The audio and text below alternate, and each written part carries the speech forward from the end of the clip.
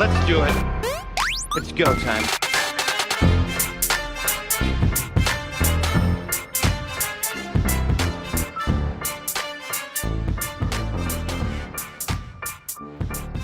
Hello and welcome to Go Time.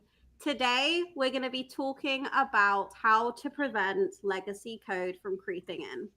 I'm joined by a wonderful array of guests, as well as my lovely co-host, Chris. Hello, Chris. Hello. And yes, that is my voice you hear out there, listeners. I'm finally back after, 4 months? It's been quite a while, but I am very excited to be back. It's been far too long. And along for the ride with us, talking about how to work with, avoid issues arising from, as well as just how to deal with legacy code on a day-to-day basis. We have, firstly, Dominic St-Pierre, who operates a small consulting company in Montreal. He's the maintainer of a first alternative to Firebase called Static Backend and is the author of Build SaaS Apps in Go. Welcome, Dominic. Welcome back, I should say. Pleasure to have you. Happy to be here. Then we've got Misha, who is a first-time Go Time guest, but also podcaster in general. So very privileged that you decided to grace us as your first podcast. How are you today, Misha? I'm good, thank you. And then we have Jeff, who is an associate backend engineer at the New York Times. I should also say Misha is also at the New York Times and is a software engineer. But welcome, Jeff. How are you? Great. I'm excited to be here. Excited to have you. And then Jon, I know we've been here before, Jon Sabados, who is also at the New York Times. I promise I'm not biased. They just happen to be people that I spend most of my life with, who is a staff software engineer. Welcome back. How are you today? Hey, doing well and good to be back. Awesome. So before we kind of dive into the nitty gritty, I wanted to ask the group, what is legacy code? How do we even define what we call legacy? I don't know whether Dominic, you want to dive in? I know you've been working with something that I'm sure we would all agree is legacy.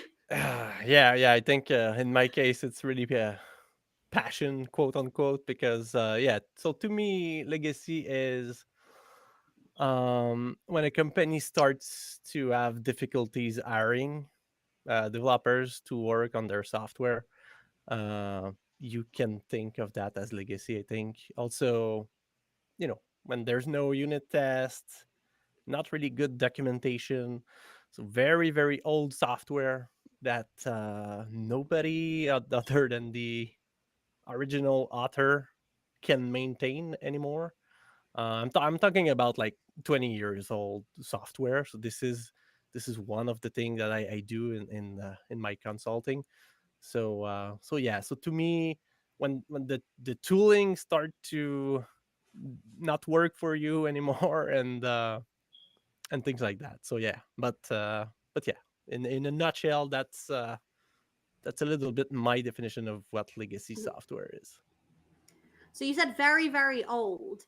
So we're on Go Time. Go to me doesn't feel like a very old language. So I wonder, maybe, Jon, I know that you've had a little bit of experience working with this, but at what point did Go applications turn into legacy?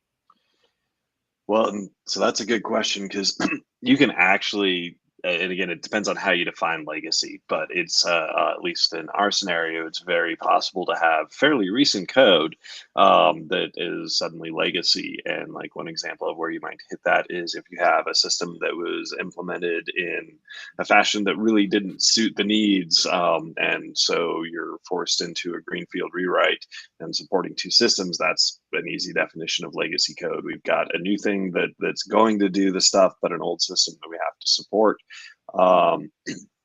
But I might define legacy code as any type of code that your engineers hate to work on. Okay, so any code that I don't want to work on, I can just be like, oh, that's legacy. It was written last week, but it's too old. I don't want to work on it. Okay.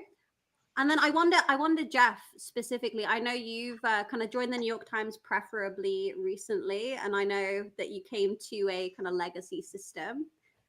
Coming in, how do you identify whether something you're working on is legacy or not? Is it that like everyone in the team is saying, oh, this legacy system? But are there indicators when you're kind of joining a new team that you're like, oh, this feels legacy?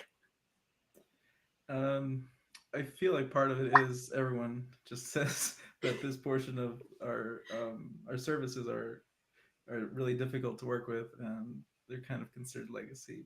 But I don't know. I feel like maybe my own definition of what is legacy is kind of more broad than what's been given so far. Like, legacy is definitely something that, for me, is something that is already there by the time you join the team, right? Regardless of whether people like to work with it or not. We're always, that's kind of like software itself, right? We're building on top of what has come before us. So I guess that would kind of be my own definition of legacy. But I definitely take into account what other people on the team who have been working with the system have to say about it. If our old stuff, or like our old system, is very difficult to work with, it definitely informs my opinion on what I consider legacy. Yeah, for sure. And then obviously when we're talking about legacy, I feel like not only are we talking about legacy architecture, legacy infrastructure, but we have legacy dependencies. I mean, a lot of our apps are, have hundreds possibly of external dependencies. At what point do we, and how do we go about defining our dependencies as legacy? I don't know whether Misha, you wanted to speak a bit on kind of how do you think about dependencies and when they become legacy? Right. Well, so for example, the project that I work with now, which is written in Go, it's about 2 years old at this point. So probably not legacy code, strictly speaking, although there are parts of it that are starting to feel like legacy code. Can talk about that separately later. But yeah, as far as external dependencies that are legacy systems, we have a few of those. The way we've dealt with them is by caching as much as possible, caching the data that's returned by the external dependencies to essentially dealing with external legacy projects. And is that something that you do for all of your dependencies? Or is that something you kind of have a specific list, or like how do you make that decision? Oh, so on our team, we made those decisions specifically based on our latency metrics. So it doesn't really matter whether the external dependency was written in Go or Java or what have you.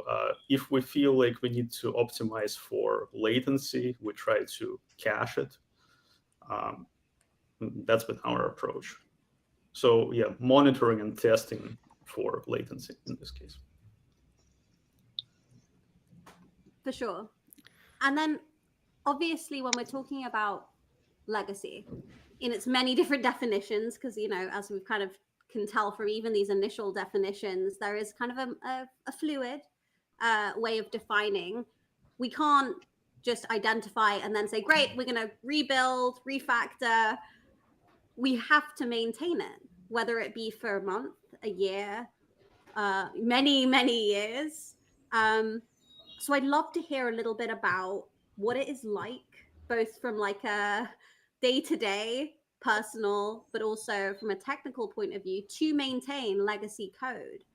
And I know kind of Chris, our wonderful co-host, has been kind of spearheading a maintenance series. So I know this really tees into the various different topics you've been exploring. Perhaps for our listeners who aren't fully familiar, I'd love to kind of pass over to you, Chris, before we dive in to talk a little bit about like how we've been exploring and thinking about maintenance. Yeah. So I guess I would start with saying my view of maintenance is definitely not, I think, in some ways as maybe negative as everybody else seems to think it is. Like when I hear the term legacy, I think there is this kind of this feeling of dread that a lot of us have. But the term legacy can actually be a good thing too, like the legacy that you leave from the life that you lived and things like that. And I kind of take the same view that I take for something like debt. It's like there's good debt, there's bad debt, there's good legacy, there's bad legacy. And I think that really informs the way that I also see legacy when it comes to code. I kind of see it's like anything that's hit production to me is legacy, right? Like it's out there, it's something to deal with, it's something that we have to maintain and we have to understand, even if we don't necessarily like that code at the end of the day. So I think like before it gets to production, when you can still change it and mold it and do what you'd like with it, I think at that point, yeah, we're still dealing with something that's not legacy. It's not debt yet. It's not something that like we have to necessarily deal with in the future. But once it hits production, once it's out there, it becomes very difficult for us to pull back. Now, of course, we can get into the semantics of what does it mean when something actually gets to production. But I think that's like the way that I at least conceptualize this. So I think pulling it further back than anybody else has and really seeing it as like, well, all of our code is legacy. And it really comes down to like, which code do we think is good legacy and which code do we think is bad legacy? Well, yes, I really like what I'm hearing so far. One thing that jumped to my mind is, to me, a Go code base, even though it might not have been designed the proper way or whatnot, it's still easier to refactor. It's still easier to change the status of the code base. Whereas, because there's probably unit tests and whatnot, there's probably lots of tests in a modern code base. So to me, I understand all of this, but I feel it might not be the same thing here. When you're stuck with something, and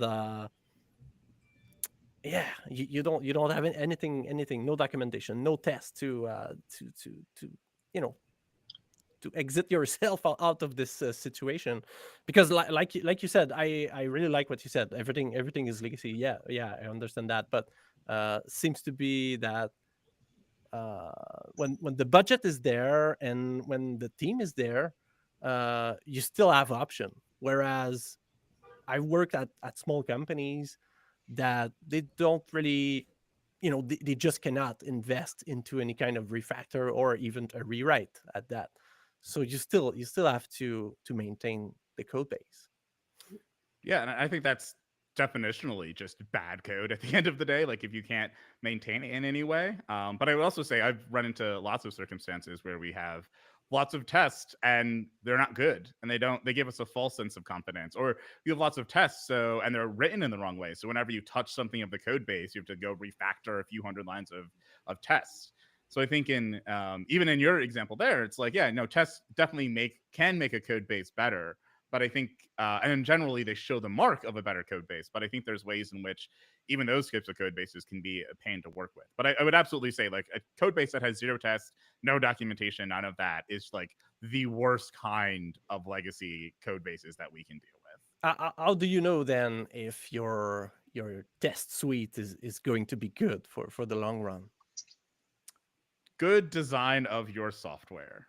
Like, I think like if you kind of got to push the boulder up the hill, or like kind of really go back to the genesis of the stream, right? It's a lot easier to like if you're going to build a dam, it's a lot easier to build a dam across a stream that's 2 feet wide than it is to build one across one that's 200 or 2,000 feet wide. So yeah, it's like if we put a lot of the stuff downstream to know if we've done the right thing, we can through various techniques understand how good it is.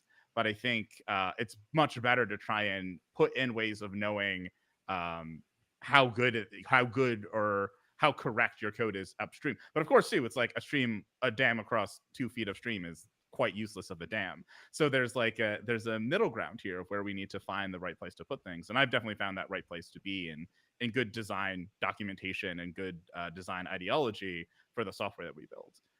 But I'm sure other people have different opinions on that. And I think I'd add modern code base does not mean tested.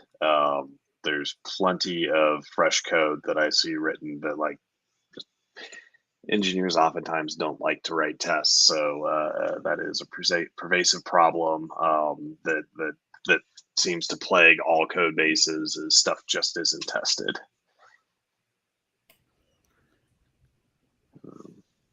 Yeah, I definitely agree with that. And sorry. Yeah, one thing I can say we've done to kind of mitigate that problem is to keep an eye on the coverage thresholds and actually building the test coverage thresholds into our testing and deployment pipeline. So if someone adds new code tests, the pipeline actually fails. So that is definitely an interesting approach, but I've also seen it backfire horribly in the past. I've seen engineers, and this actually got somebody you're talking to, but like this is in Java land, put an entire class on a single line because they were just annoyed by the test coverage requirements. And so you can kind of get malicious compliance with those code coverage requirements. And also depending on your language, like Go, it's not as bad, but in Java land, there's all sorts of like, you've got to catch these exceptions that practically are never going to happen. But you might not even be able to write tests to get there. So I think you do have to be a little bit careful with coverage requirements. I think it's a good metric to have and to track. But there's a danger zone when you start failing builds because of it. I mean, I'm interested to hear a little bit more about, you referenced kind of Java, Go. Are there aspects of Go as a language that make it easier for you to either avoid quote unquote legacy code or avoid it being a whole huge refactor project? Because in fact, refactoring, bit by bit, backwards compatibility comes to mind. Are there aspects of Go that make it easier for us to avoid legacy creeping in? So I think there's some in that it's a simpler language. Well, up until recently didn't have generics, so you're not going to have people going nuts with generics and creating really complex things, like trying to deduplicate everything through generics. So that helps. But I think the biggest thing that Go has going for it with like the lack of legacy and maintainability is that it's a newer language. It hasn't been around for that long. So you don't have projects that have been sitting under, or that, that were conceptualized 20 years ago to carry that forward. But there's a lot of Java projects out there that have been around for a long period of time. And so I think there might be a false sense of security saying, well, Go is going to have less legacy just because, you don't see it as much. But that's also a function of the language being newer and therefore not having, just the crap that's been around for a long time. And that's also something like we learn every time we write code and every time we develop. So there's a lot of patterns that, we might have been doing 20 years ago in Java land that, we've maybe learned better ways for that are being than Go. But again, that's not so much a function of the language, just of the newness of it. I just wanted to add that, what Jon was saying kind of made me think about what this topic of legacy will be like for Go in like 10 or 20 years in terms of when it gets to be old enough to when it gets old, like the same age as Java is currently. And we have a lot more Go projects around that need maintenance. It's just an interesting, thought experiment to be having. Yeah. For sure. Well, to me, I think, well, yeah, I can tell you about stories that with .NET, even though let's say it started in 2001, so in 2005 there were already project that you could not even migrate to the next version. So to me, the tooling that the language provide, which is very solid in Go in my opinion, and the fact that it's backward compatible, if they can maintain that for a long time, well, it will diminish the effect of that. I'm certain of that, because in my case at the moment, the tooling of Microsoft is my main issues. It's not the code per se. It's not that at all, but the tooling. And I guess I'd be interested because I've never really worked in .NET. I've always been allergic to Windows, but on the Java side of things, you do have but they strive for a long time to make the JVM backwards compatible with prior versions of Java, and that didn't necessarily stop the need to have complete rewrites or you being stuck on an ancient version of Java because whatever new thing. I've actually even seen the new thing with Go where they're seeing projects that were like running on old versions of GAE that have pinned their version of Go to like 1.11 or something, and like upgrading those has become a nightmare. So again, it's less likely in Go, and it is for sure easier to generally upgrade versions of Go than my experience has been with Java. But again, in Java land, you're also dealing with a ton more dependencies because there's this massive ecosystem that abounds where you're not having to do everything. Where in Go, a lot of that ecosystem doesn't exist. So you're re-implementing a lot of things and not sucking in as many dependencies. So the benefit of that is when you comes time to upgrade, you're only worried about your code, not like a million different libraries. So I'd be curious to see if that. Sorry, go ahead. Oh, I was just going to say, I'd be curious to see if that easy to upgrade continues as the Go ecosystem grows and as it becomes more complete. Yeah, but you are talking about the platform. So the Google App Engine is a platform. It's not really Go's fault or responsibility in a sense. So you can still take code bases from like early days of Go and compile that with the new compiler. This is something that you just cannot do in the .NET world. So that's mostly what I'm talking about. When the tooling is failing you, it's a different ball game, because you have the code, but you have the technology that were I don't know, suggested to you to use, and when a company make a choice of going with something, and 3 years later it's not even supported by Microsoft anymore, then it's a different thing than bad design, I think. Yeah, and I guess there's a different user or past user story there and experience, because like again, coming from Java land, like everything will compile just fine, but the things that I've encountered that I've seen that make like upgrading hard isn't so much the compilation, which it sounds like in .NET that might be a thing, but in it is the platform that is the hard thing to upgrade from my past experience, and so that's where I think that Go won't be immune to the platform increasing scope and like hardness to upgrade with that as it becomes more robust, or more. There's more things going to be like GAE and whatnot. So I think definitely agree with you. Yeah, if your vendor is making stuff that doesn't compile it in 3 years, oh my god, that sounds terrible. I'm sorry. I can give another example. So I mean, our TLS 1.1 just vanished recently, but there is still old application that runs under a old version of Windows Server 2008, which is not supported anymore. But because their migration path to the next version of .NET is not an easy one.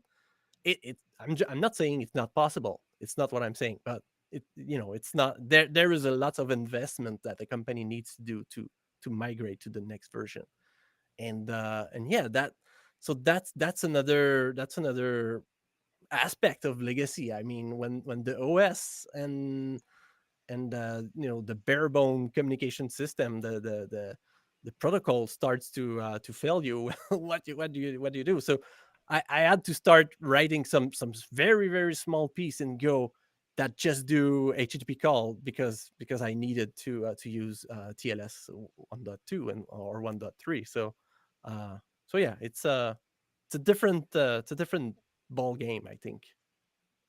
Well, that does bring up, like, is working in legacy with closed source systems different than working in legacy with open source systems when it comes to those dependencies? Because that is one thing. That's one thing I've always liked about working in all the various different techs I've been in. It's open source, so Oracle buys Java. Somebody's going to be like, well, we can take the JVM and run with it still. OpenJDK. It's been a while since I've been Java land, so I'm not sure how successful OpenJDK has been, but that is a possibility, right? When you got open source, closed source, you might be forced into complete rewrites. So do we feel like that's one of the kind of differentiators of Go, in that, you know, we have this vibrant, wonderful community where if there's anything that is detrimental, is causing people to feel that it's legacy in some way in terms of the tools provided, that there's going to be, you know, mass uproar in the community, be like, hey, can we fix this, please? It definitely can help. Up until the point that there's enough bifurcation that there's a fork, which hopefully won't happen. And like, it's rare to see languages truly fork like that. So I think largely yes, but that forking is also a potential danger. Languages except for JavaScript, of course. Oh god, JavaScript! Yay! So you talked about kind of the pains of maintaining and the need to, as you kind of touched upon, Dominic, kind of hacking these small solutions to make sure your apps continue running.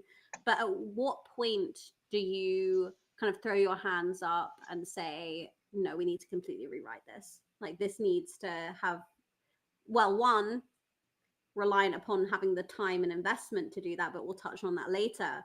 But if you feel like there is the time and investment to do a rewrite, at what point do you go from maintaining to really advocating for, we need to, you know, rip this out and plant a completely new tree? Well, one nice thing about legacy software is that at some point they kind of run without any intervention from any developers. So that is something that could help with a complete rewrite. If the company is able to do that and sees the value in doing that, then yes, I think at some point the maintenance, because after 20 years you're not really maintaining any code base. You know, you're not changing lots of code base. It's everything around the software that is failing. So it's not the code. The code is battle tested. So even though there's no unit test, I trust those old software completely. You know, they have been fixed. There is not really any bugs anymore. So they are pretty stable. But yes, it's a huge investment to decide to rewrite the software, especially you know, old application like that. So yes, I don't really know how to answer that, but yeah, maybe someone else has another point. I don't know that there is like a hard and fast rule for when to do a greenfield rewrite, other than it should probably be like one of your last resorts, because it is an incredibly expensive thing to do. Oftentimes, you have to do it bug for bug, depending on your downstream clients, and that can be a nightmare to do. And you know, different scenarios can offer different reasons. Like, you know, if you're doing a cloud migration, well, there may very well be a reason to do a greenfield rewrite of fairly recent stuff in that case, because your underlying platform is changing dramatically. So yeah, not really helpful. Projects I've seen, there definitely needs to be a close alignment between business and product, as it were, business requirements and sort of the tech requirements and what needs to be done on the tech side, because that's when you start seeing possible solutions like, oh, well, maybe I don't need to rewrite the whole thing, right? Maybe I need to rewrite just parts of my legacy code, and those will work as standalone pieces while, you know, the legacy thing continues to kind of chug away in the background. And also, of course, the expense part, that needs to be kind of understood and underwritten by your business if that is any kind of rewrite is to happen. I'm kind of curious as to whether when it is important to be for business and product to be aligned, but also taking into account kind of like the engineering quality of life. Like if your engineers are feeling like, I'm spending all my time, like Dominic said, I'm not like fixing the code itself, I'm trying to keep the code standing and keep it running, because everything around it is just crumbling. I like, speaking for myself, I don't feel like I would last very long if that's all I was doing at a company. Like, yes, I'm willing to support legacy systems, but that's not all I want to be doing. I want to be at least adding, like, creating something new, or at least extending it or something. I don't want to just be maintaining forever. And I feel like I won't grow as an engineer if that's all Yeah, that's all I I'm can allowed to do. totally relate with what you're saying. Yeah. Yeah, if But you're engineers. Oh, sorry. Go ahead. I'm alone at the company at the moment, so they are simply not able to hire anyone else. So I'm kind of stuck there. I do think there are some engineers who actually do like kind of just tinkering on old code bases and not adding new features or anything, but just like keeping something running. I think there are people that just like get an immense amount of joy out of just doing that. But I definitely think like trying to put engineers that don't want to do that sort of thing onto a code base that's all of the work it's not going to work out very well for anybody involved. And do you feel like that is more in keeping with just like personal preference, or is that perhaps to do with like where you are in your progression as a software engineer? I mean, purposefully, we have kind of a range of different levels on this call because I wanted to really get an understanding of what is it like coming in like at Jeff's level and, you know, very early, looking to learn, looking to grow at a very rapid pace versus someone like, you know, Chris, Jon, etc., who are at that, I don't want to say end phases. You have many more years in you, but you see what I'm saying. Like you've worked on enough problems to have learned a massive amount, and perhaps to find a new problem for you to solve is more difficult. I think or do you think it's just personality? Go on, Chris. I think it's a different type of engineering rather than a certain level of it, right? I think it's like there are people that want to be maintenance engineers in the same way there are people that want to just be like pure R&D, pure prototype engineers. Like they want to build stuff. They never want any of that to be in production because they know that it's like not going to survive production, and they know that they don't want to have to maintain it. They're like, I'm just doing research. I'm just proving out an idea.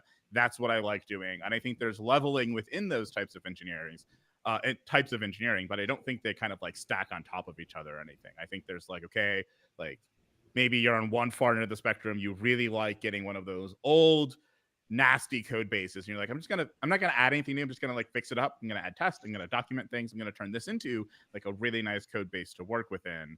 And then there's the other end of the spectrum is those prototype people that are like, I just write code that I just clobber together and like make something work, but like there's no way this will work for the long term.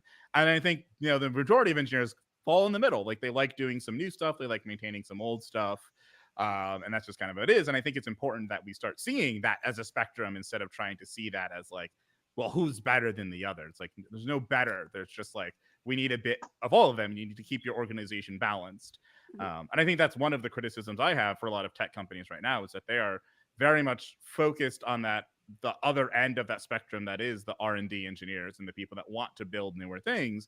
And the result of that is a lot of code bases that don't wind up getting properly maintained because there's no one in the company that wants to do that maintenance. So there's no one in the company that's advocating for it, even though everybody in the company is aware that it needs to happen. And I think that happens. A lot of teams sitting there being like, well, we really want to work on all of this old legacy stuff, but where's the time to do it? How are we going to make this happen? So I think like getting some of that balance is good. But to answer your original question, yes, I think they are different types of engineering, not different amounts of time that you've been doing software engineering. No, for sure. And kind of off the back of that, like people maybe aren't, people know that a certain platform, a certain part of their technology, their stack is legacy, and it's all kind of, it's known about, like you're slacking about it. Oh, this annoying platform. Oh, this annoying, like it's all known. But how do you then advocate for a rewrite or for the time to maintain? Like what are, from your experiences, the key things that you have to kind of bring up to get buy-in from kind of product, business, etc., to actually give you that time, because that is, I know, a challenge that many people face. So how do you overcome that? How do you make them care?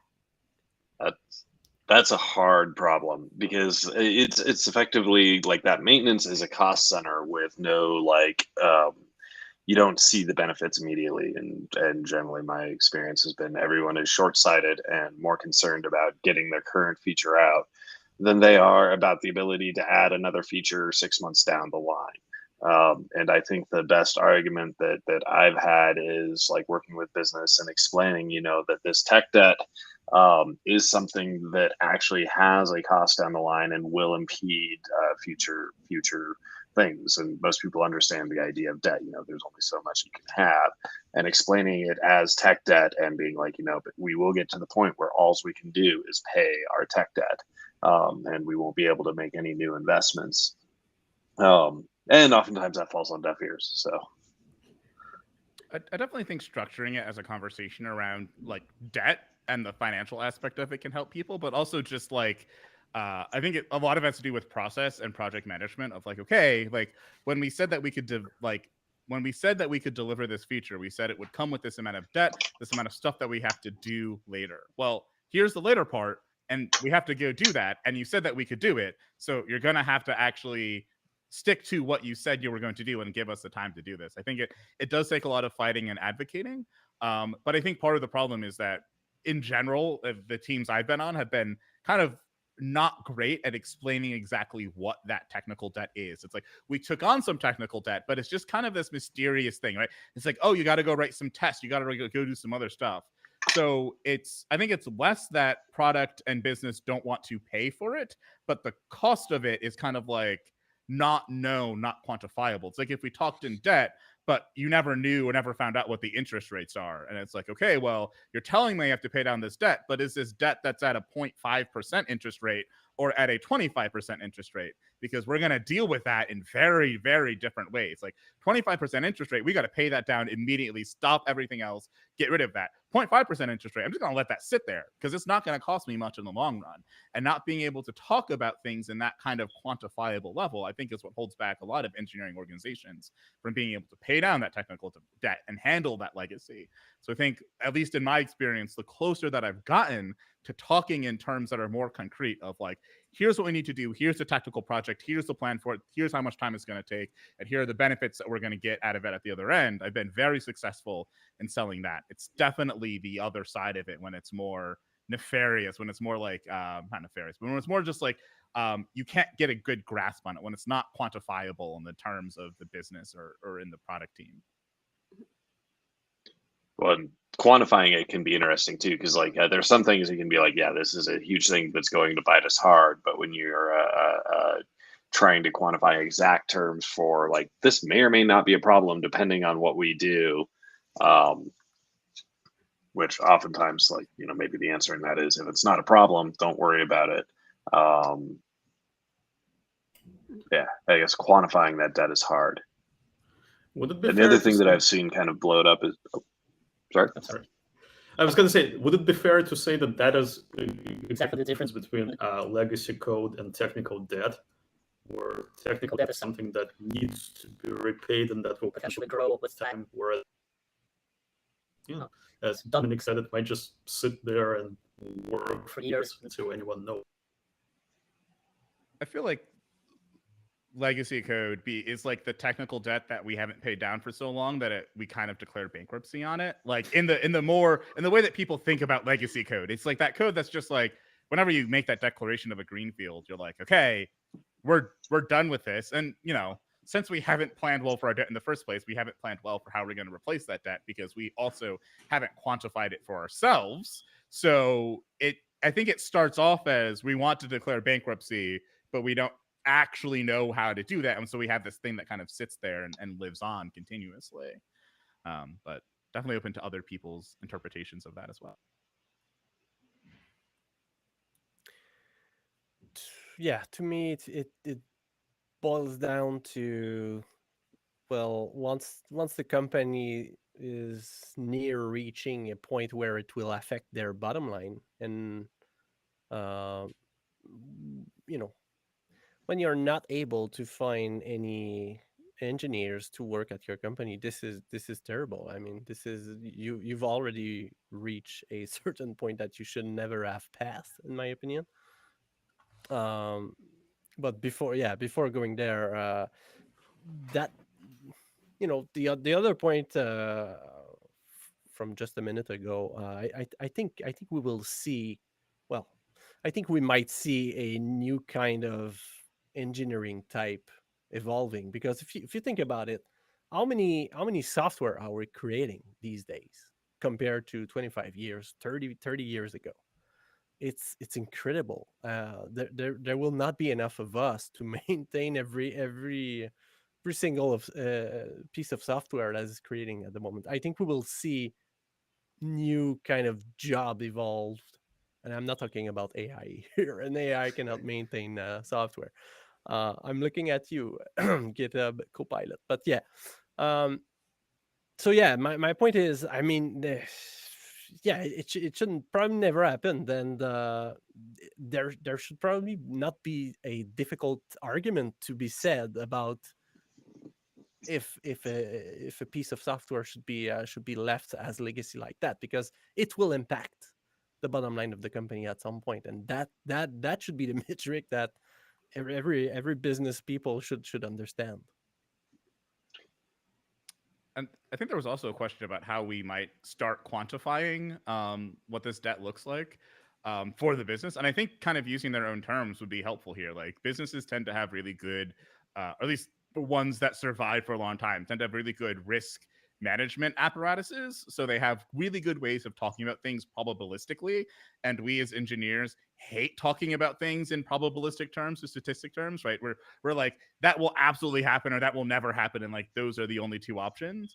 But I've also found some success in like talking about things in a more probabilistic way.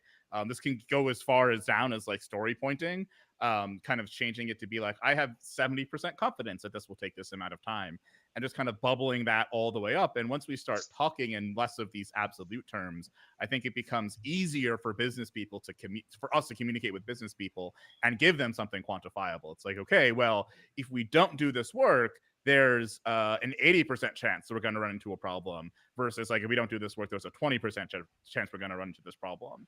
And then we can start doing those types of trade-offs. And then importantly, that also gives us something to track so we can improve there as well. Because once again, if we're trying to like figure out what our interest rates are, or figure out like how much things are costing, it doesn't matter if we're just making up terms that don't actually come back to reality. That's going to degrade the trust from product and business. So we have to say, okay, we have an 80% probability of this thing happening. Okay, did it actually happen? And how many times did it actually wind up happening? Just going back and like tracking all of that and tracing all of that. So then every time the business asks, we can be like, here's, the pages and pages and pages of like how we've discussed this and how we came to these numbers, how we came to this probability. And here's like the historical aspect of that and how much it has occurred historically, so that we're actually able to like give you some basis to believe us. And kind of build that trust back up. And I think that's how you start making it more quantifiable for people. But I think to your point of that like type of engineer that we need to develop, I think one of the types of engineers we do need to develop are people that are kind of focused on like going into code bases and doing this type of analysis and figuring out how to prioritize that debt that we have and come up with like debt consolidation and debt pay down plans, and help us actually determine, hey, we want to declare bankruptcy and build a new thing. This is how we're going to do it, so we don't wind up with the old thing still being there haunting us forever. That is definitely an interesting thought, but it is, and like you mentioned, that is almost like a new type of engineer, a new type of position, because coming up with all those percentages and whatnot, that's like an FTE almost. So it's not something that you can just kind of do on the side, while you're doing your feature work. You need somebody who's focused and dedicated to that. Yeah, absolutely. It's like it's a thing you have to be dedicated to doing and actually want to push your organization forward with doing in the future. And it's like a whole process and a whole framework you have to develop as an engineering team. Like, we're lacking this in most of our engineering organizations. Like, I have not been to, I think, any companies that have had this type of robust way of talking about technical debt or legacy systems, or even just feature work. Like most of the time, it's just like, we got a bunch of story points, we got a bunch of sprints, and we're going to take a guess, and we're going to have retrospectives, but retrospectives are complaining about things that went wrong, not about did we actually meet what we said we were going to meet. So I think there's definitely a lot of area here that we could kind of build up something better for being able to discuss a lot of this stuff.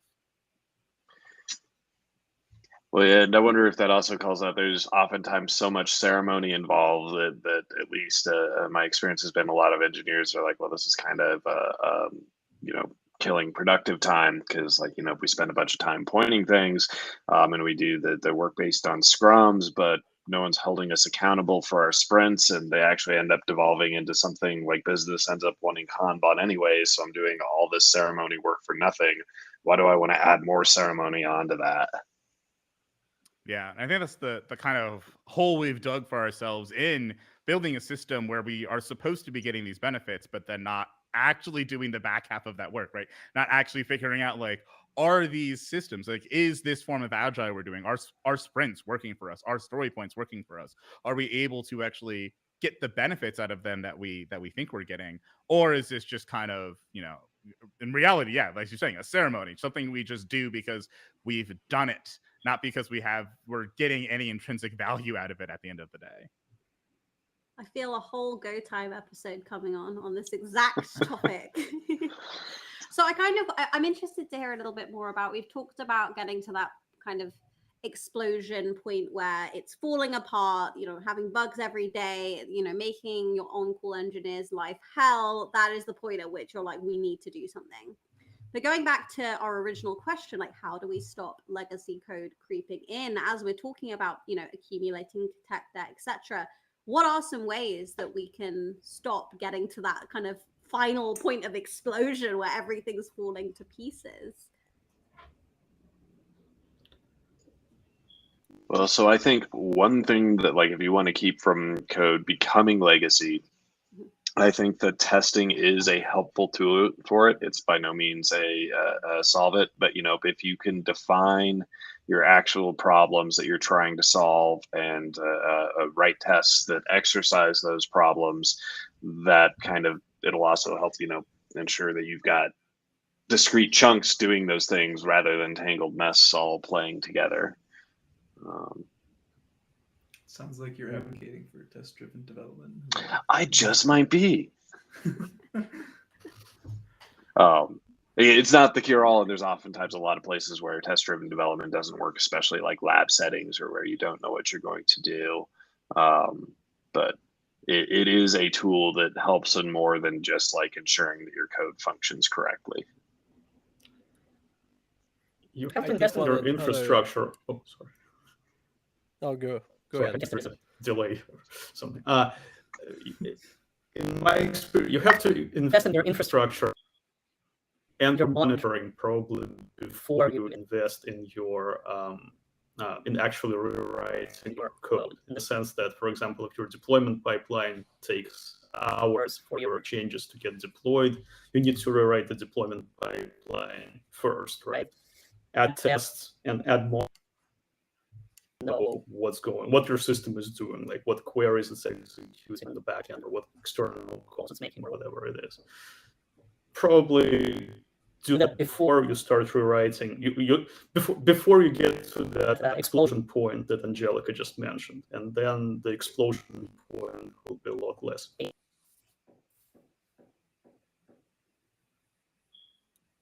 Yeah, I like that. Going small piece by piece, and just being in a better way each week's probably than you were last week. It feels like a great way to do that, and also probably less scareful and dangerous, if I can say that. Because when you think about that, rewriting an entire software is it is scary for sure. I think I would say writing documentation or just comments, really. Like, I think testing is definitely helpful, but I think if I were to be given a code base that has really good test, but no comments and documentation, or a code base that has documentation, comments, but no test, I would definitely take the latter, because good comments and documentation tell me the intent of what this thing is supposed to be doing, which then I can go write the test for myself. But when I only have tests and I don't have good documentation or comments, then it's like I have to assume that the tests were also written to do the thing that was intended to be done, or kind of try and make like derive from those tests what's supposed to be being handled here. But I think, just going through and being like, okay, here's a function with this name, here's a type with this name, here's a method with this name. Does this do the thing I think it does? And then writing that down and making sure everybody has an understanding of that. Real great way to actually like start exploring and understanding a legacy code base, but also helps prevent code bases from becoming legacy, because then other people can catch the bugs in what you intended versus what's actually written in the code. So that clarity of intent is a good one, because that's also like comments, documentation, and even just the coding style as well can go a long way towards that. Because naming is one of those things that's really hard, and people tend to just eventually give up on, or like get frustrated and be like, whatever. But it is worth that time to take care in your naming, because if you can structure your code in a way where the code declares its intention, that's even better than having to say comments about saying what it's going to do, what it's intending to do.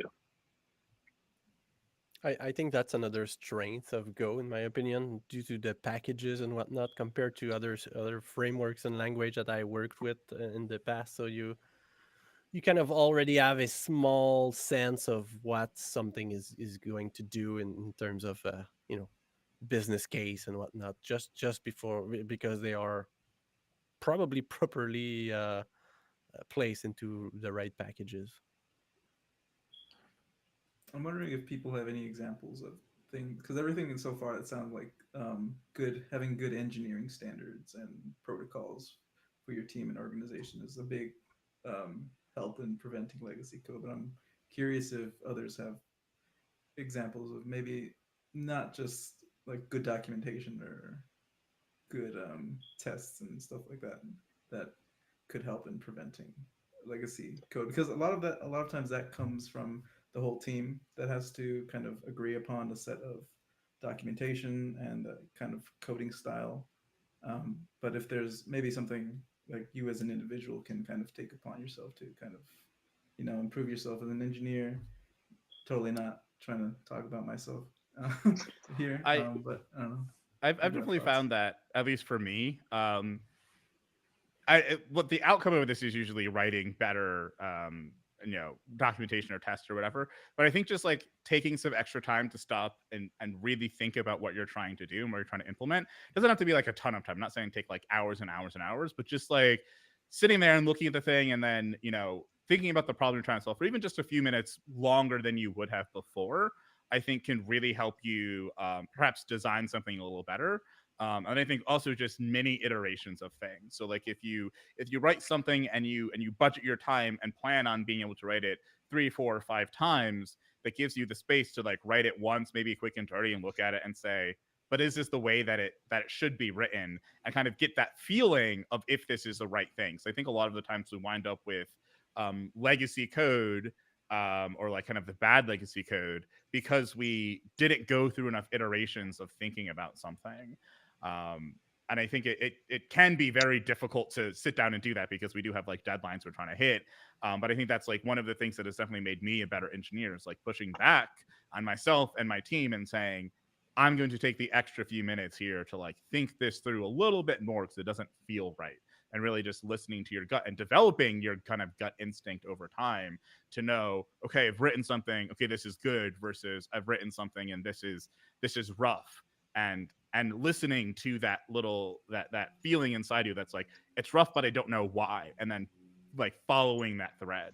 So I think a lot of times, once again, we kind of ignore that thread because we have things to do. We have features to develop and we have something that works. So why are we going to follow this thread? But I think really just following that thread at the end of the day has definitely helped me write code bases that are much more resistant to legacy, even when I'm working with a bunch of people that are just trying to move really fast. At least the parts that I'm working on are a little bit more immune to that bad legacy at the end of the day, which can help quite a lot, because that kind of thing tends to be contagious and other people tend to pick up on it because, they want, like, they're working in the code that you wrote and they're like, this is great, this is amazing.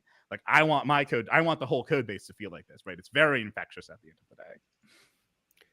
Do you think that pair programming could also do this effect?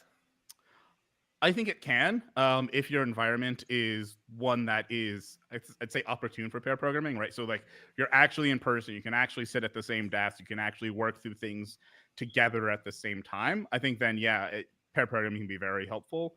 I think also just group design, group thought processes, like whenever you can get like people in the same setting and you have enough psychological safety where people can just like ask those questions that they might think are dumb.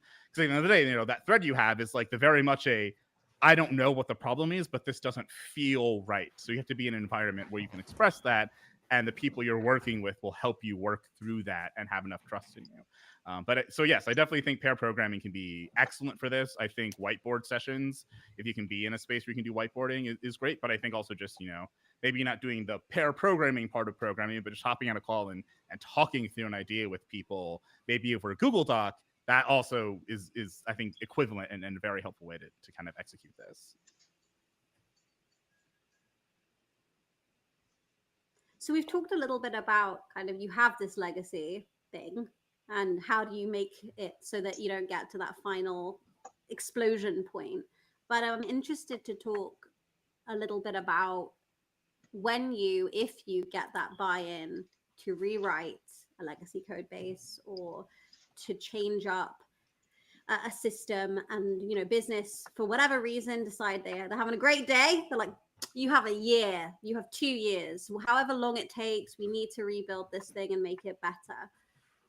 When you are architecting that new solution, we are thinking through how do we build this new thing, how do you from day one, from the whiteboarding session, build something that is going to avoid being legacy for as long as possible, i.e. is it always having microservices, making sure nothing is deeply coupled? Like, what are some things, some questions to be asked? How do you go about designing a new system already with legacy in mind? I would say from the jump, understand what went wrong with your old system. I think people run for microservices or for Kafka or for some new flashy tech at the end of the day. Like they're like, oh, the problem was we weren't using microservice or something. But it's like, sit down and actually think, like, why don't you like working in this code? Why have we had to declare bankruptcy on this code base? I think that's like a thing that I have done that has hilariously sometimes wound up with me not actually abandoning old code bases when I really wanted to, because like the problems I wanted to fix, I could just fix in that old code base. So why make a whole new one with all new problems? But I think that's definitely where I tend to start, is like, what is it about this code base I'm working on now that's making it so I want to build a new one?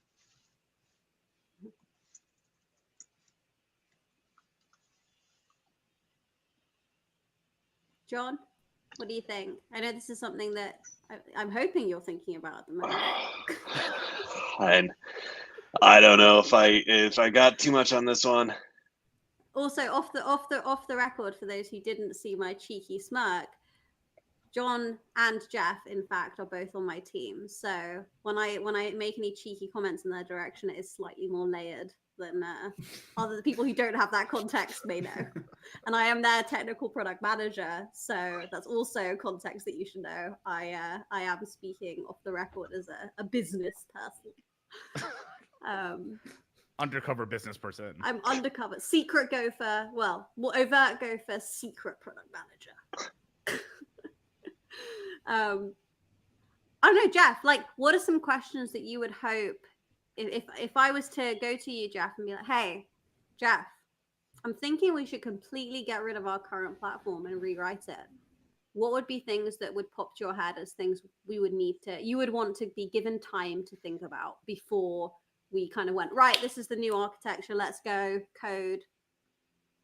Yeah, I'm definitely following what Chris is saying. It's definitely, you have to understand why you're trying to rewrite everything, right? You don't want to rewrite just for the sake of, oh, we have lots of issues with this code base, maybe we should just declare bankruptcy and start something new. It's definitely something I myself have been interested in. I like, for our team specifically, we're in the middle of kind of rewriting between our two platforms and getting some historical context as to why we went that route would be interesting. But I don't know. I don't want to trigger John's PTSD too much because it looks like he's going through something when the question came Well, up. yeah, and I guess rewrites are tough. I feel like everybody at some point in their career needs to go through the let's just do a rewrite because of it and feel the pain and watch it fall flat on its face and waste like 6 months of their lives. 6 months if you're lucky. Yeah, and like I've seen like entire years go down the drain. Um, so having an understanding of the risk involved is huge. And there are scenarios that do warrant it, but they're the exception rather than the rule. So am I right in assuming that if your product partner or the business came to you, and I'm speaking to all of you here, and said, right, Chris, Misha, Dominic, I know you've been working with this, 20 plus year in Dominic's case, infrastructure. We're going to give you 5 years maximum to rewrite completely. Would that be cases in which you would then, after assessing, be like, no, actually, we don't want to rewrite? Or would you always, if given the opportunity, want to rewrite? If given the buy-in, the money, the time to do it, would you always jump at that opportunity? I would only rewrite a software that works if the technology is not going to exist sooner. Take like old system like COBOL. In Quebec, there is a couple of companies that are still built on top of AS400 and COBOL and whatnot. I mean, there's no manpower anymore for that. So what do? You don't have a choice. But I would be extremely careful to rewrite the software soon. Not built from a long time software from scratch. I would still try to see if if there is something that can be done other than a complete rewrite. Yeah, I'm in agreement there. I mean, I think when it comes to greenfield projects or when it comes to rewriting legacy projects, just don't. Like, I think that's kind of the hard and fast rule most of the time, because like, sure, there's usually we get to the point if we wanted to rewrite something when there's like, I would say 20 to 30% of it, like maybe a fifth to a third of the project is just obnoxious to work within. But there is still 70 to 80% of it that is doing things correctly. And when you do a rewrite, you have to account for all those things that it does correctly and then replicate them and then also fix all those bugs. So it's always going to take way, way, way, way, way longer to rewrite the thing than it is to fix the problems in the thing that exists. So I think that's the thing that we have to account for. And if you go into it and you do that math and you say, yep, nope, we want to rewrite because we have X, Y, and Z reasons why, sure, go ahead and go forth.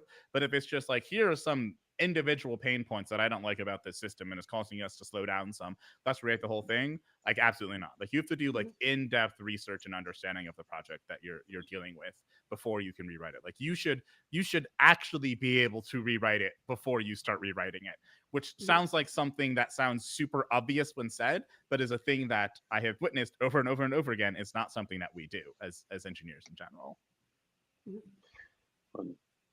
Yeah, there's got to be some fundamental problem that requires like a complete greenfield rewrite.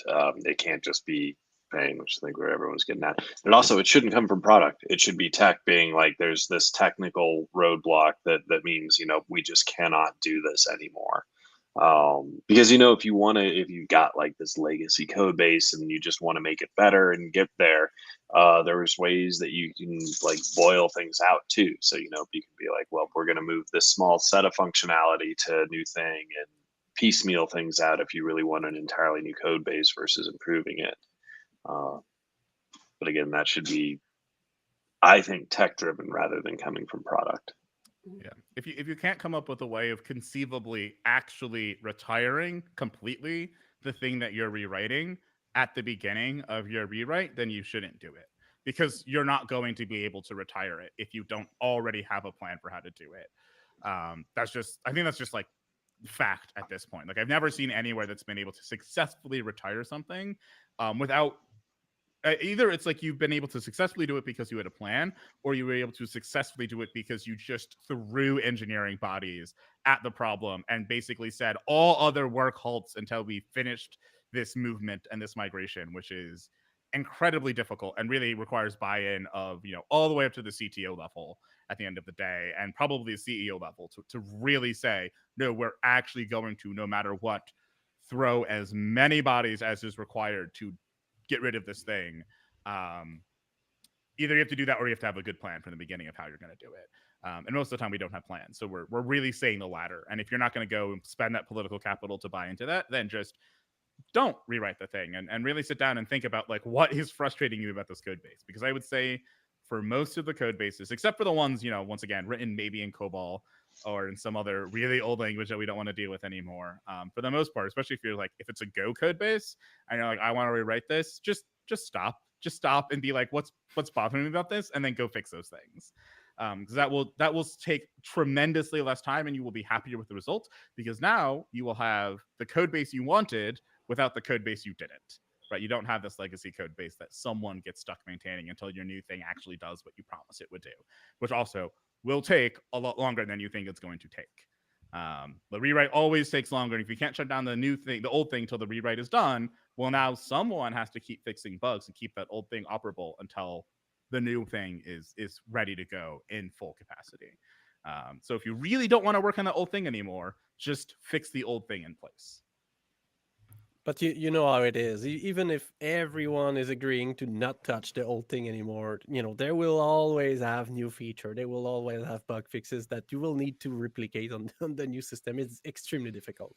Yeah, don't assume that you will not have to add something new to the old system until the old system is completely off. So if your new thing is, I'm going to go build something new and it's going to take me 2.5 years to build it, assume that you have to keep adding stuff to the old thing until that 2.5 year mark hits and you actually get to turn that old thing off.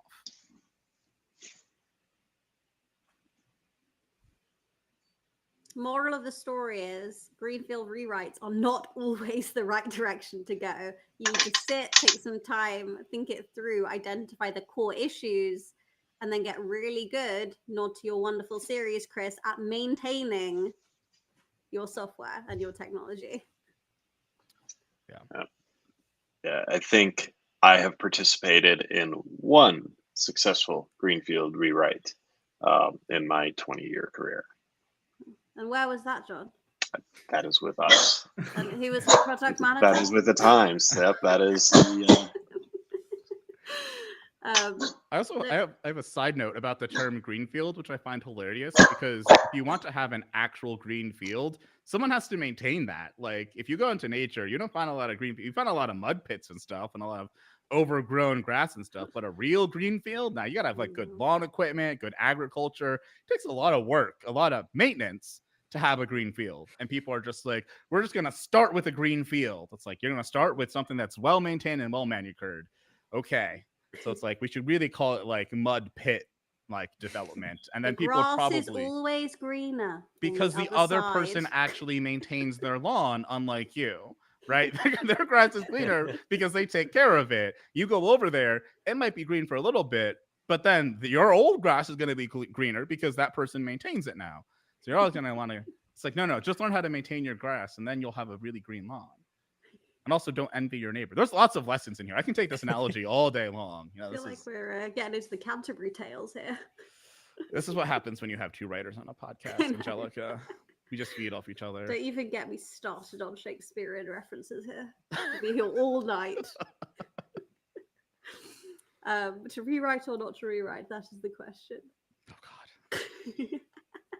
Whether it is greener on the other side. Okay, I'm going to stop now. I could go on for days. Great. Well, regrettably, we have to move on to our next section because I want to hear your unpopular opinions, but it's been an absolute pleasure chatting about legacy code. And I'm sure myself and Chris have many an episode that as a follow-up, we now will like to do. This maintenance mini-series is becoming a maintenance series. It's just yes, kind of I feel like we should stop calling it mini and just go with, this is a series, maintenance is important. It's a thing. We should make its own little theme tune. I'm ready, Chris. Let's whip out the keyboard. I'll do the vocals and I'll rap a little bit. It'll be great. A new jingle. We'll make that a note for Jared. Hey, Jared, we need a jingle for the maintenance series. Yeah. And on the topic of jingles, here's our unpopular opinion one. Smooth transition.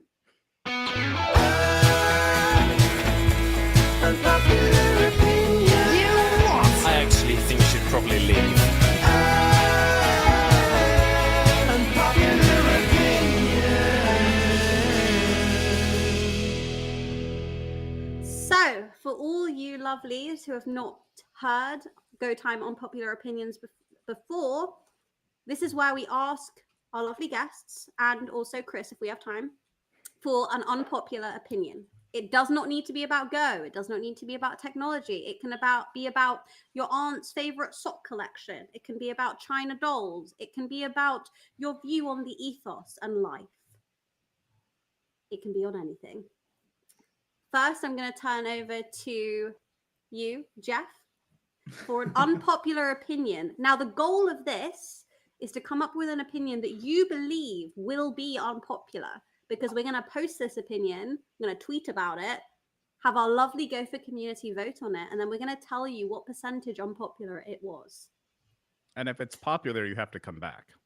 Yeah, and if it's popular, we're getting you back on Go Time to grill you again to get a better unpopular opinion. What if I just use that as a way to keep coming back on the show? Just keep giving popular opinions because I like it here. Oh, we'll sniff you out. We're savvy individuals on this show. All right. So I've been racking my brain with this ever since I agreed to be on Go Time. So I don't think I have anything earth-shattering like Jon's previous unpopular opinion. But what I came up with is I do not like any type of yogurt. I feel like that's a very popular snack that people like to eat. I just do not like yogurt at all. I have a story actually about that. So I bought Greek yogurt as a substitute for like sour cream because I've heard that's like a good like healthy substitute, and it was my first time actually trying it. Not like I opened up the container, and it just smelled really funky. And I told my college roommate at the time, like, did this go bad? And like he came over and smelled it. He's like, no, that's just how it smells. I'm like, oh, definitely not for me then. But yeah. Wait, are we talking just like plain, or are we talking like mixed in with some granola and fruit? You also don't like it? I don't like any yogurt. I've never been like a yogurt person. Like Greek only? Are we talking about yolk? Like any drinkable yogurt? No yogurt. No yogurt. Oh my gosh, this is like an umbrella yogurt ban in the Jeff household. Basically, yes. Fascinatingly, I thought I always hated Greek yogurt, and for some reason I now like Greek yogurt, and I don't know why. So I'm kind of on the opposite end of the spectrum as you, dude. Like, well, Chris, you know, your taste buds do mature as you age. Yeah. All right. That's a good unpopular opinion. I love yogurt. I love Greek yogurt. Also, it's very good for your digestion, I'm told, and it has things called active things that I also like. Active, what are they called? Probiotics. Yes, they have active probiotics that are apparently, I've been told by being brainwashed by the media, are very good for my digestion, but I have no scientific facts to back up that view, purely from like Twitter. But I will after this Google it and check. But maybe as you get older, like Chris, you'll develop a taste. I get all my active probiotics from Yakult. If anyone else has had that, I don't know what I would describe it as. It's like a small little like drink. It's not yogurt as far as I know, but that's where I receive my active probiotics since I don't have any yogurt. World's leading probiotic beverage created in Japan in 1935. Yes. And is now sold in over 40 countries. And it's not yogurt, so. And it's not yogurt. I actually felt like it was, and I was going to Google it in the hopes that I would catch you out, but it's not. I've done my research, so. Oh, well. Yeah. Won't catch me. Damn it. Misha, Unpopular opinion. Let's see. All right. So my unpopular opinion that's not about Go is that CSS is a full-fledged programming language that will someday replace all other programming languages. Now I just need to figure out how to rewrite all of my backend microservices in CSS. Don't even know how to respond to that one. You broke my brain, I think. That will solve the legacy problem for sure. Yeah, let's just write everything. Yeah, in that will- CSS. But does it have to be CSS, or can I write it in SAS and then transpile it to CSS? SAS is fine. I'm getting snazzy with it here. Well, you can do math in CSS now, so I can kind of see how you could create a virtual machine out of CSS, where like the bytecode is CSS, and then, oh god, no, now we're gonna wind up with someone writing a C compiler that compiles C into CSS that can actually, this is terrible. This is Oh no, what have we started? I would be surprised if that was not unpopular. That's a very good unpopular opinion. Thank you. But I do now really want someone to do that. I want to see this compiler. It's a challenge. Dominic, over to you. It's a in fact, Misha, you can do it and then come back on the show and we can talk about it. you just I'm gotta write ready. it and go. Sounds good. Write the- Wait, I swear that defeats the purpose. I swear if he writes it in Go, is it not then fully CSS? You can eventually bootstrap it so it's self-hosting on CSS, but you have to write it. Does in that some- count? Yeah. That's Go was written in Go, but it didn't start off being written in Go. It started off being written in Okay. C. Misha, in the definition for your unpopular opinion that you just came up with, does that count? Yes, Can we yeah, do that would this? count. Yes. Okay. It's official now. Dominic, hit me. Unpopular opinion. Yeah. Well, last time I thought it was the the highest I could go. So let's see. I Clearly think, not because you're no, back. clearly not exactly.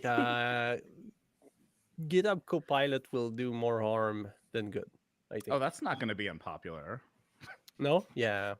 It's more of an I- opinion that needs to be put out there. He wants Yeah, to I come know. back also. I was supposed to think about. Maybe I will pass because, like I was saying at the beginning, I caught the COVID yesterday, so I was supposed to think about that yesterday. And to be frank, I did not. So yeah, let me pass on that. Shout out to Dominic for doing go time with active Yeah. COVID.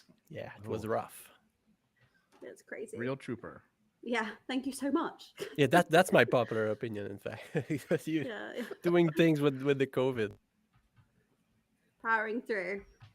Right, John, you are the person who holds one of the most unpopular Go Time opinions ever.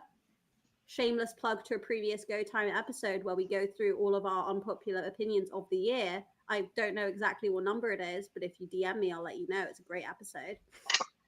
Where John said that he hates chocolate. So I'm ready for this next one. It better be a good one. My expectations are sky high. So I'm going to swing for the fences on this one and say that I think adding generics to Go was a mistake. Ooh. So while there are use cases where generics actually are very handy, I think overall I have seen more harm done with generics than in general, because I think that it encourages developers to try and deduplicate things that are not necessarily the same. And when you're trying to reuse for the sake of reusability and accomplish different tasks with code, you oftentimes end up with code that is much more of a tangled mess and harder to maintain and harder to understand. And I think that generics encourage that. I think like everything in life, balance will return at some point. But in my opinion, it will be good. Just think about all the loops that we are doing that we will not be forced to do, like removing an item from a slice, for example, or I don't know, doing things like. So I think for the next 6 months, it will be like very dirty everywhere. Everyone will try that, but I'm not sure. I disagree with that. respectfully. So, totally, and I totally get you where like those loops and whatnot, where there's cases where it totally makes sense, but I think that having those cases is the lesser sin from the abuse of generics that's going to follow. Yeah, I see the point. But I hope we will see a balance at some point, because It's going to be channels and code routines all over again. People are just going to sprinkle that stuff all over their code bases. Yep. Can I use a channel here? I'll use a channel because I can. Oh, now I need to use 7 channels. I'll use all 7 of those channels just because I can. I'll sprinkle code routines everywhere. It's going to be that all over again. Need I return to my first app ever that I think, Chris, you've seen, where I literally ended up having like 317 channels individually written, partly because I didn't know you could send stuff to one channel, but also because I just had fun. Like I was like, I'm going to create all this, and then I had like pointers to channels. Oh boy, it was a lot of fun, but clearly not the right approach. Oh yeah, and then I added like Go routines onto every single one, so that was fun. Yeah, Chris, I know you loved it when I showed you. Like, look how pretty it is. No. Chris, do you have an unpopular opinion to finish us up with? I have many an unpopular opinion. I think I hold one of those most like coveted You absolutely do. unpopular opinions. Okay. So this one is tech related, not Go related. But I think that we should kill off all C-like languages and C-derived languages and get rid of the von Neumann architecture and move on as an industry. Do you have a beat more as to why? Yes, actually. So when the von Neumann architecture was created, like we were still using discrete parts. But even when we made the first transition in the 70s to transistors, we had on the order of thousands of transistors operating at kilohertz. And now, as of a couple of weeks ago, you can buy a computer on the market that has over 100 billion transistors operating at several gigahertz each. So we've had many orders of magnitude along 2 different dimensions of improvement in our hardware capabilities, but we still use the same fundamental architecture, that is the same fundamental bottlenecks attached to it, which ironically is turning our systems, our chips, into distributed systems just to keep pace with the improvements that we've made. And I think all of this extra work and all of this strife is caused by the fact that we're still using this architecture. And the reason we still use it is because, well, it's the architecture of C at the end of the day. C very much programs in this mentality that recognizes the von Neumann architecture as being there. It's very difficult to write truly parallel or good parallel code or concurrent code in C. So jettison the von Neumann architecture, and along with it, C and C-like languages. Which unfortunately includes Go as of right now, because while you can write some good concurrent code in Go, it's still pretty difficult. We want languages that look more like Erlang, or at least have the same underpinnings of things like Erlang at the end of the day, to really capture the capabilities of the silicon that we have, because it is quite incredible. I mean, Apple did just come out with a chip that has 115 billion transistors on it, and it's like, yeah, we can't really utilize all of those if we're using them in our CPU-based architecture. So more stuff that looks like graphics cards too, because they're very good at capturing this idea of parallelizable and concurrent workloads. But yes, no more C, no more von Neumann. Get rid of it. Move on as an industry. Let's get better. Let's stop wasting so many CPU cycles waiting for main memory to get back to us. I feel like that may be an unpopular one, especially if you add in that like very blasé, like, oh, and Go's included. I mean, it's all C, like Java, Go, Rust, C, C++. All those popular imperative languages. Just goodbye. Yeah, let's rewrite Linux in Erlang. It will be fun. So on that fine point, let's get rid of Go. Regrettably, that is the end of our episode. Thank you all. It was an absolute pleasure having you on, and I hope we'll have you all back very soon, subject to how unpopular your opinions are.